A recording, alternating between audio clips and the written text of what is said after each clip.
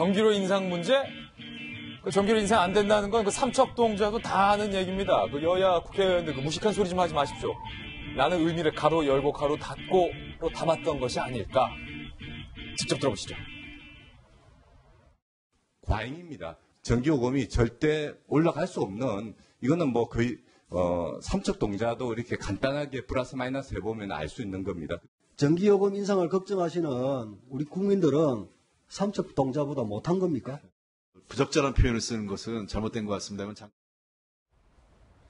자, 지금 정성희 위원님, 원전을 중단하고 더 나아가서 탈핵을 하겠다. 그러니까 원자력 발전, 화력 발전 안 하겠다라는 기조에 대해서 정부가 언뜻 밝히고 있어서 많은 국민들이 우려하는 게, 그러면은 전기가 부족해지니까 전기 요금이 좀 많이 오르겠구나.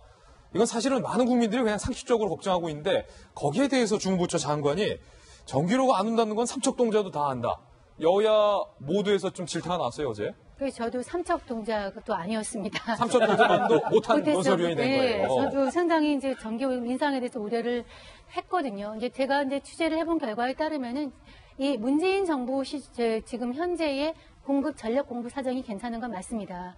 그 박근혜 정부 때 많이 했고, 그 다음에 그때 원전에 들어갔던 뭐 가짜 납품 시험사 이런 것 때문에 원전이 몇 개가 중단이 됐었죠. 4개인가 최대. 그래서 우리가 굉장히 고통스러운 여름을 보냈습니다. 그리고 그것이 정리가 되고 다시 가동을 시작하면서. 그러니까 지금 어떻게 되면은, 전력 수급이 좀 원활한 것은 박근혜 정부 때 많이 해놨던 그 탓이, 그 덕분인 게 커요. 예. 거기에다가 또 지금 전력 사정이 한전이 우리가 이걸 팔고 내려갔죠. 이 삼성동에 땅을 팔고 내려갔죠. 그래서 한전의 수익 구조도 굉장히 좋아졌고요. 또 이명박 정부 때나 박근혜 정부 때 전기요금을 또 많이 인상했습니다. 사실 여러 번 인상했어요. 1년에 2번 인상했어서 많이, 그래서 왜 이렇게 인상 자주 하냐는 얘기까지 있었거든요. 그 덕분에 이렇게 된 건데, 이제 와가지고 안 하겠다. 안 할 수 있겠죠. 한전 산업부 장관 입장에서는 전력 요금을 인상하면 당장 저항이 있을 테니까.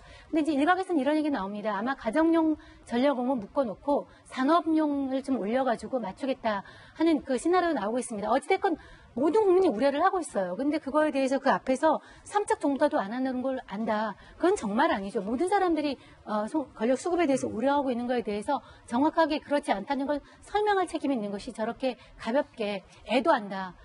저는 애도 아니었습니다. 예.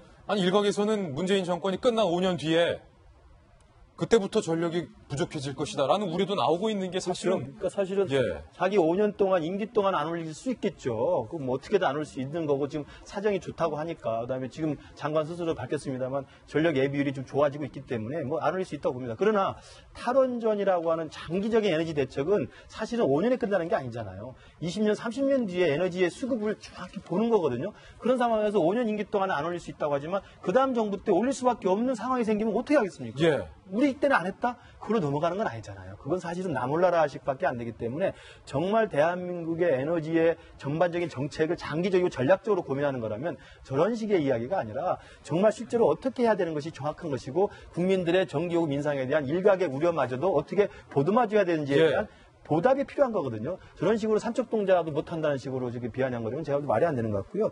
제일 중요한 것은 전력 수요 공급에 따라서 경제 성장이 둔화되기 때문에 전력 수요가 낮아져서 괜찮을 거다는 이야기 하는데, 이건 산업자원부 주무장으로서 할 이야기는 아닌 것 같아요. 그렇죠. 산업자원부로 산업을 진흥시켜야 됩니다. 계속 경제가 성장해서 성장률을 높이는 게 산업자원부 장관이 해야 될 일 아닙니까?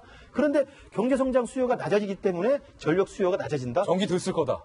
그건 제가 볼 때 이걸 가리려고 이것을 덮어두는 거예요. 제가 볼 때 산업자원 장관으로서는 전체적인 경제 성장에도 분명히 신경을 쓰는 게 필요할 것 같아요. 안 그래도 신고리 원전 중단이 정말 맞은지 공론화위원회를 준비하는데 전문가들은 없다, 이런 비판이 나오고 있습니다. 섣부르게 중단하는 거 아니냐, 이런 우려도 나오고 있는데, 이 전기 수급과 전기 요금과 관련해서도 산자부 장관이 너무 서투르게 아마추어적으로 계산한 건 아닌지 걱정이 돼요. 그렇죠. 대한민국의 이제 에너지 정책을 설계하는 과정 속에서는 굉장히 중장기적인 대책이 필요할 거고요. 지금 올여름도 상당히 덥지 않습니까? 7월 말 되고 또 8월 말 되게 되면은 전기요금 폭탄에 대한 국민들의 우려가 있을 건데, 그렇다면은 과거 정부에 대한 이 전기요금 체제에 대한 개편이라든지 전기요금 인하라든지 이런 부분에 대한 국민적 요구들이 또 있을 수 있는 거거든요.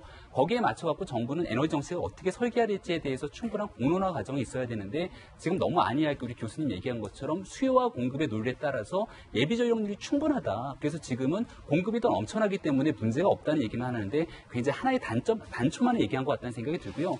제일 우려가 되는 것 중에 하나는 이명박 정부 시절에 한번 에너지 파동이 있었던 적이 있습니다. 예. 막 다 에너지 절감하고 전기 끄고 하는 적이 있었는데 사실상 지금은 국제유가가 그렇게 높지가 않은 상황이잖아요. 근데 우리가 통제할 수 없는 범위 외부 환경 요인이라는 게 있는 건데 거기에 대해서 유가가 급등한다든지 우리가 통제할 수 없는 범위 내에서 전기요금이 오를 수밖에 없는 상황이 오게 됐을 경우는 과연 현 정부는 어떻게 대처를 할 것인가. 예. 이런 것들을 면밀하게 고심해야 되거든요. 이제 취임한 지 며칠 되지 않은 장관이기 때문에 앞으로 발언 한마디 한마디에서 굉장히 좀 조심해야 될 것 같다는 생각이 듭니다. 지금도 무더위에도 사실은 전기요금 많이 나올까봐 그랬던 경험이 있으니까 에어컨 리모컨을 들고 누를까 말까 수없이 고민하는 국민들을 삼척동자보다 못한 바보로 만든 장관 제대로 사과해야 될 것 같습니다.